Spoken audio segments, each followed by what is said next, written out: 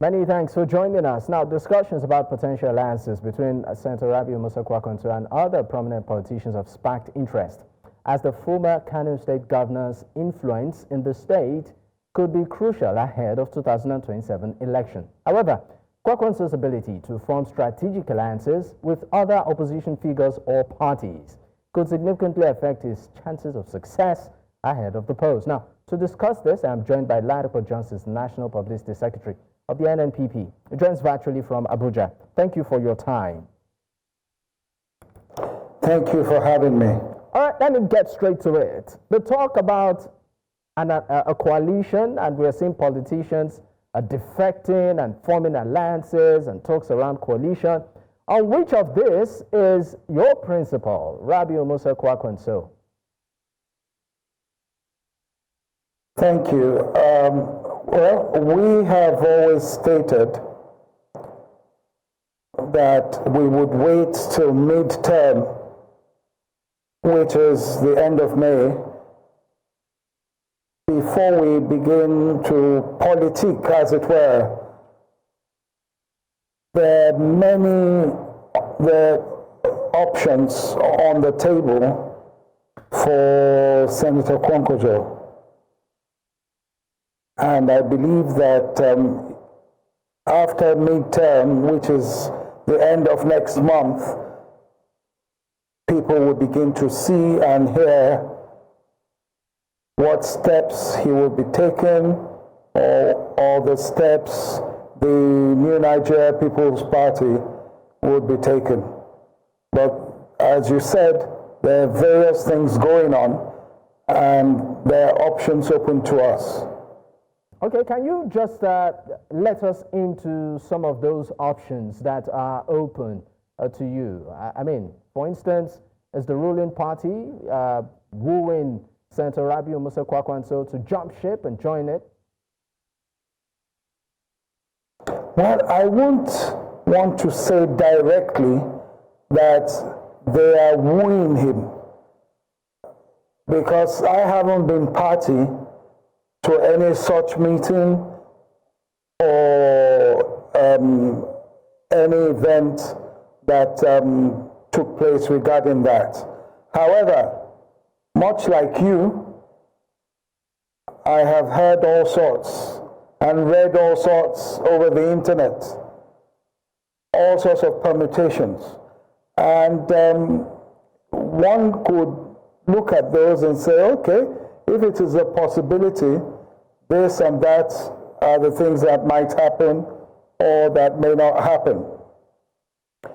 So, but to treat your question directly, I do not know for certain whether they have been wooing him or whether they have wooed him. I don't know. Okay, so how about these talks of a coalition, being championed by the presidential candidate in 2023 of the People's Democratic Party in person of Alhaji Atiku Abubakar? What's the role of Senator Rabiu Kwankwaso in it? Well, I've said it before, that I know that several people, politicians and others, have been talking with Senator Kwankwaso. I know that. However, I am not privy to any formal approach by the former Vice President to Senator Rabiu Kwankwaso. I might be wrong, but I'm trying to make sure we have a conversation here. I don't just want to say no. I personally am not privy to any such invitation to him. They may have met several times. I know that I think, was it 2 weeks ago or so, on Friday, he met with former Governor El-Rufai. I do not know whether it was just personal or whether it had to do with the coalition you just spoke about. So Senator Kwankwaso is in quotes, a tricky customer. The more you look at times, the less you see, because he's very deep as a person, and he will not come out to begin to discuss issues before the time is right. He will definitely not take a decision without consulting his people, the group, the movement, and the party, of course. I know that for certain. And he said that to me as well, that whatever it is we're going to do, we're all going to do it together. So that hasn't happened. But of course, we've had so many things in the press, online, and what have you. And a lot of these things I learned from reading online as well. So it's a funny one. But I know for certain, sir, that in the next month or two, the direction will begin to be clearer for his supporters, for the members of the party, and to Nigerians as a whole.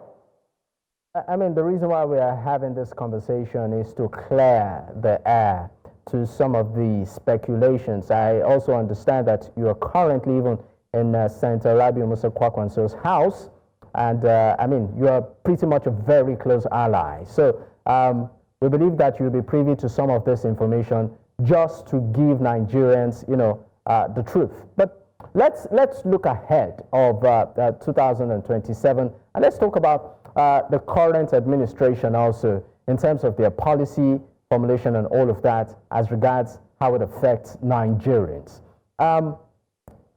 What do you consider the missing gap or the missing link with this administration when it comes to its policies, the implementation of the policies, and the welfare of Nigerians? Well, personally, and I say this personally, because the New Nigeria People's Party is going to come up with a position by the end of May, which is midterm. It is from midterm that you start to hear from us whether we're saying they're doing fantastically well or whether we're complaining or being constructive in our criticism. But from a personal perspective, as Ladipo Johnson, I feel that a lot of things have fallen short. I know that no one has a magic wand. I am not expecting some magic from the government. But I feel that they really need to press the reset button. And midterm is a good time to do that. They have to understand that, yes, they keep telling us that it's going to be painful and then there's going to be joy at the end of the tunnel. But as you mentioned, the welfare of the people, things are tough. We all know, a lot of us know how many phone calls you get a day for help, for assistance, etc. Things are tough in the country. And this from people who are working, who are family men and women, and who generally are normally constructive people. So one way or the other, we have to begin to tackle the feel-good factor of the economy. It is not there. You know that when things are being turned around, the economists say that it takes a while and what have you. But even as you're bending the corner, people begin to get a feeling that, things are going to be better. In a few months' time, things are going to be better. That feeling is not there. Insecurity, we all saw, the last few weeks, we've seen what has gone on in Plateau State, Benue State, etc. At times, you get, it goes down, there's a law in kidnappings and what have you. At times, it begins to come up again. We must look at these problems and do not think that they are not connected. Some people are evil, simplistic. some people are pushed to it because the economy is not favorable. So even the economy has an effect on criminality. Now, criminality itself, insecurity itself, has another effect on the economy, because you and I will not go and invest in Benue or Plateau in a hurry, because we've seen what is going on there. Even if you go there and you say you want to spend millions, you want to go into agriculture, the people on ground will tell you that this place is not safe. So government has a lot to do, and unfortunately, that's why we say that the buck stops at the table of the president. Unfortunately for him, he has to do all these things almost simultaneously. He cannot say, wait, let me fix the economy, and then come back a few months later, say I want to fix insecurity and make it more secure. They all go pari passu, as we say. That is the problem that they have. So I believe personally that